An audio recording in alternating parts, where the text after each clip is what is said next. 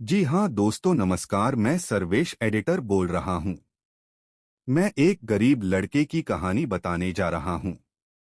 बहुत समय पहले की बात है। एक छोटे से गांव में आरव नाम का एक गरीब लड़का रहता था। उसका परिवार बहुत ही साधारण था। पिता एक बढ़ई थे, माँ खेतों में मजदूरी करती थीं।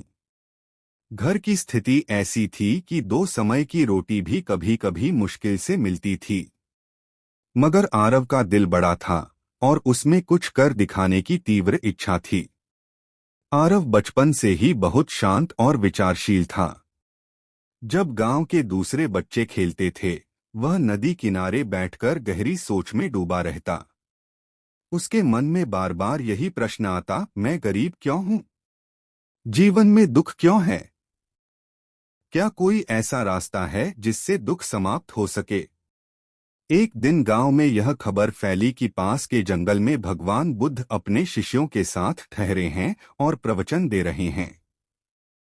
आरव ने यह सुना तो उसका मन व्याकुल हो उठा। वह तुरंत अपने माता पिता से आशीर्वाद लेकर नंगे पांव ही उस जंगल की ओर चल पड़ा। कई मील की यात्रा के बाद जब वह वहां पहुंचा, तो बुद्ध शांति से वृक्ष के नीचे ध्यानमग्न बैठे थे। वहां लोगों की भीड़ थी, पर जैसे ही बुद्ध की दृष्टि आरव पर पड़ी, उन्होंने मुस्कुराकर इशारा किया और कहा, आओ बालक, क्या खोज रहे हो? आरव ने हाथ जोड़कर कहा, भगवन, मैं जानना चाहता हूं कि मैं दुखी क्यों हूं। मैं गरीब क्यों हूं? क्या मैं कुछ नहीं बन सकता? बुद्ध मुस्कुराए और बोले, दुख का कारण अज्ञान है और उसका अंत ज्ञान से होता है।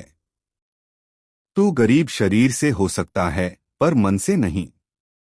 अपने भीतर झांक और अपनी शक्ति को पहचान। जब तक तू अपने दुख को समझेगा नहीं, तब तक उससे बाहर नहीं निकल पाएगा। उन्होंने आगे कहा, तू अपनी गरीबी को शाप मत समझ, उसे साधना बना। परिश्रम कर, सेवा कर, सच्चाई पर अडिग रह। जब तू अपने मन को जीत लेगा, तब संसार की कोई ताकत तुझे नहीं रोक सकेगी।